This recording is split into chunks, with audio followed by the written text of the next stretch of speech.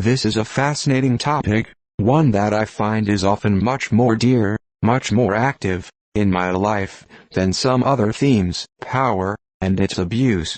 Yep, I think all of us are seeing this displayed quite starkly, these days. The abuse of power. To say this is a theme, a life theme, would be accurate.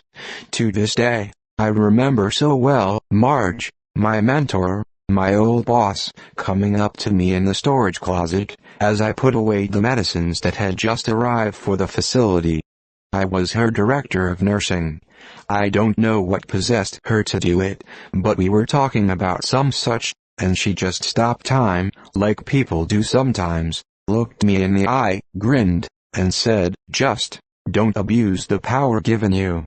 It's the only rule. You don't want what happens if you do." She wasn't threatening me, she wasn't vaguely trying to tell me that she suspected me of wrongdoing. Rather, she was reminding me of something the teachers had been harping on. Power and its abuse. They explained that the one who abuses their power has a much greater karmic debt than the one who is abused.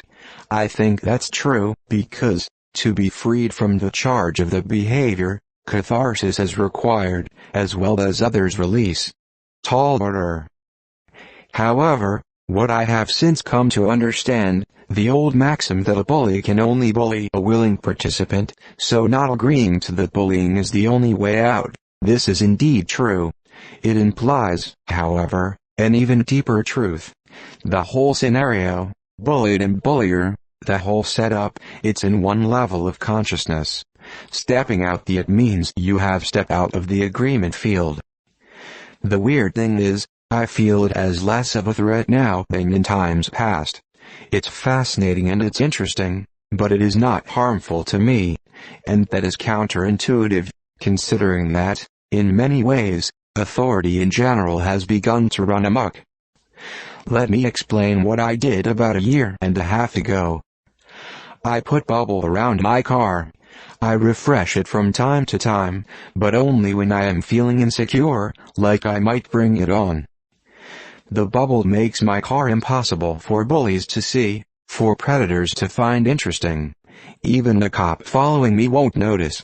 As I pass, they need to suddenly look down, or, they have a thought about how sweet their mom is. Whatever. But, they don't notice me.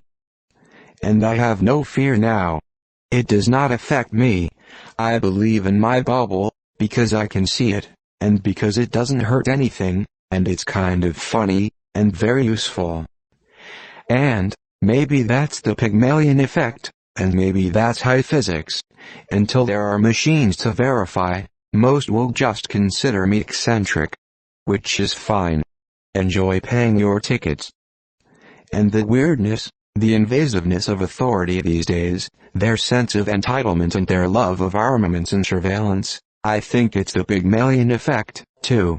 Let me explain. In Denver, the place is wired for sound. There are very few places where there are no cameras. Everything, restaurants, streets, everything. At this last Pride parade, it was so much more professional than 20 years ago, and it was huge, well organized, and yet, there was this yellow-vested police presence. They bunched up on somebody, at one point, about 5 of them, just someone on the curb, and I saw people recoil from the scene, moving away, the feeling of danger hanging in the air for a minute or two, until the cops unbunched and dispersed, roving, looking, scanning. It's just amazing to me. We have these thugs bullying people coming out to wave at people riding on old fire engines, half-dressed, smiling in the 100-degree heat, celebrating their sexiness and their various awesome life truths, gyrating to music. In the parade, there was a group protesting a young Latina lesbian murdered by the DPD. I stood and gave a silent peace sign as they passed. They are tangling with the darkest part of our collective psyche. The police had a couple of groups marching. I didn't give eye contact, and noticed the place got silent as they walked through. Fuck off, bullies. You can't make nice in the parade and go back to beating and killing people the next day. Doesn't work. it's bullshit. And so, the threat that I used to feel, and the fear that came with it, the prison planet mentality, the Alex Jones David coast-to-coast axis has been broken for me. I no longer see those in authority who are obviously lost having any authority at all over me. They are not applicable to me. They used to be. It got under my skin, still does, in my field of work, to see those in positions of authority not mind their authority, but, you see, there is a reason for this too. What is the truth behind the truth, the unspoken peg on which this portrait hangs? Here is the truth. I think I have been driven, for a very long time, by a shadow portion of myself that I did not even know was so potent, who really did not ever believe that she was at all important. Being someone who believes herself completely powerless.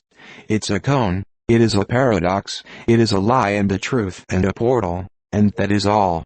It is a life theme. And, let me be clear as to why. It's time to explain it, once and for all. I think there are very many people who have this same thing, but, if I'm the only one, so be it. Being psychic. Receptive. Sensitive. Now I see, in some journals, it is abbreviated into HSP, highly sensitive persons. Introverts. Spectrum disorders. I like that there is a lot of research on this. It is highly isolating and alienating to be aware of things that no one wants to admit to, no one wants to discuss, but are the very things behind decisions and behavior and all the rest. There. I said it. It was nothing less than disconcerting, seeing this big cloud above our heads, in high school, in the corridors. It wasn't all the time. I had a teacher who helped me with the volume of things. But, to be aware of stuff that others are not, with no verifiable proof, often not even to myself, just this free-floating clocking of people, well, it's a lot to manage. It's not like I can see their issues, necessarily, but I can feel them, only because I can feel how they feel. It is a liquid sort of movement to it. It's why socialization and work is hard, or had been. Often being with those whose words and actions do not match their greater feelings. It's a fact of life, because no one can explain themselves fully. Once I figured that out, things got a lot easier. Understanding that everyone, myself included, have huge-ass blind spots in our makeup, and cannot comprehend certain things we ourselves are doing or seeing, learning this made a lot of difference to me. Before, I just thought everyone was lying, most of the time. I have had many of my blind spots pointed out, and this has helped to move things along, integrate things. As this happens, there is, I think, more congruence, and more flow, less of that at odds energy I so often encounter in the workplace. I have a client and friend who, after a long session, looked at me, I at her, and we sighed, momentarily overwhelmed with the task at hand. We talk about ascension and off-planet realities so simply and elegantly, the plan, the mystery to it all. But, sitting there, we were reflecting, both of us, on what we'd just shared, about this at odds energy. She just asked, why can't there be fun that is completely light, and completely harmless? Why can't there just be joy? It's a good question, a valid, a true one. I know it's our natural state. I know how I feel when I am in the middle of flow, best word I have. It is an amazing thing, days and days and days of it, just joy, just flow, just flow. And so, if that's the case, what the fuck has been my problem, and why is everyone so Twitter-pated?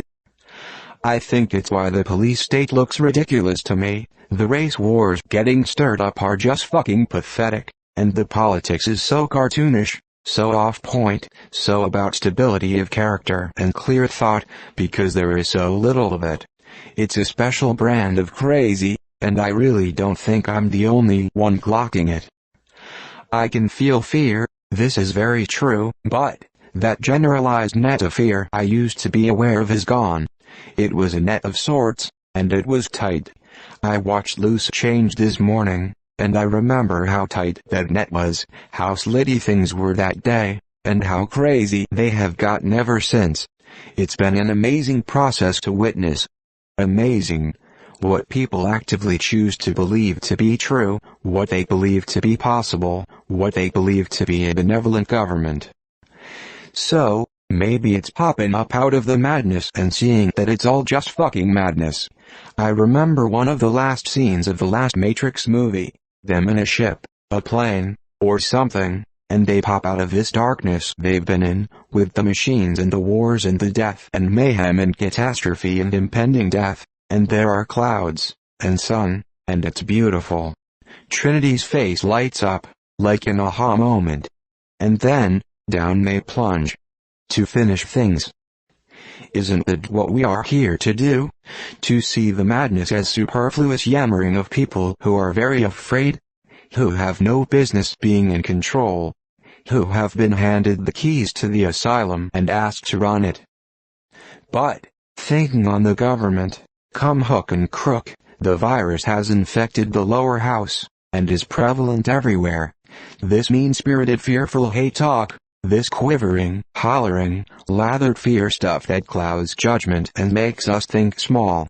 The electorate voted many unbalanced people into positions of authority, and then act surprised when they start coming up with wackadoodle laws, scandals, sound bites and photos.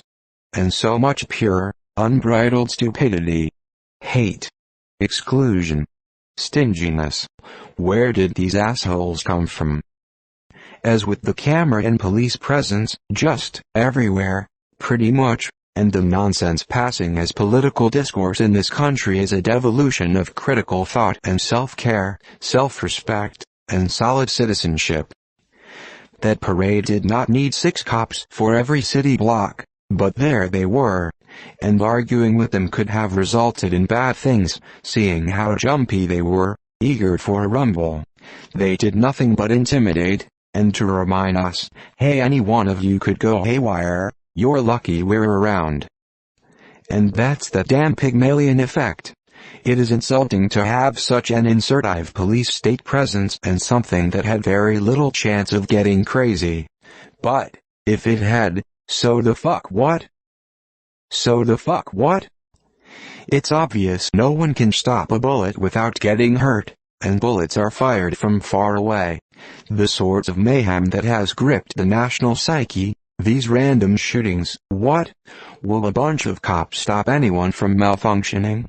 No. But, the present reminds us that anybody could. At any time. But, hey, have a great parade. Just mind that you don't do anything wrong. So, this morning, sitting on my bed, I was thinking about the old days, and my old teacher's admonitions, and how I have abused my own power. One of the things my client friend and I discussed at length was just this, and so I will recap, and leave for another day. We've been reviewing, in a purely visceral way, as only 2 HSPs can, the inner angst and suffering we have known, the inner conflict to accept ourselves and our awarenesses, regardless of what their reaction would be. Speaking freely is a complete luxury for folks like us, and yet, there we were, doing just that. We looked at each other, I shrugged, and remembered, just then, what the teachers had always said. These gifts are not given to those without the innate ability to handle them wisely. They would remind me, quite a lot, actually, that knowing such as these, and abilities as we are given are also given with much in the way of responsibility. We are built to take it. We are built to know and demonstrate profound honor for it. We understand, and have felt in our souls, the vast responsibility which comes with our power. That our power, our innate, individual, creator-approved power, that of our awareness, our consciousness, and our ability to direct and use it, this comes with the inner strength to wield it with balance. And that balance is, of course, love. A warrior has a shield, and a sword, and armor, It is true. A warrior understands that most of life is about walking around with the sword clanking on one's thigh, working through and around the armor, and hooking the shield on one's back, away from one's heart. A happy warrior never has to wield a sword, never once, because they know the better way. I have warrior in me, as do so many others. Maybe all of us are learning about our equipment, maybe that's part of it all. But I do know that there came a time when I shucked the armor and the shield, and I even laid down my sword. I put on my tie-dye shirt, my skirt and sandals, and I decided I could do this bitch unarmed. I know I can call up bigger forces than a sword, if need be. But so often there is no need. And that's the way this former warrior likes it. So, maybe it's about mayhem, and maybe it's about the light-dark quotient, and maybe it's about just not taking any of it too seriously, recognizing that what is on my Facebook feed or TV is being pumped into my consciousness, not my daily walk. And to the cameras, and to the police presence, and to those who, in their confusion, do shitty things to people just because they can, well, hey, we've all been there. Just snap out of it. There's good flow here today.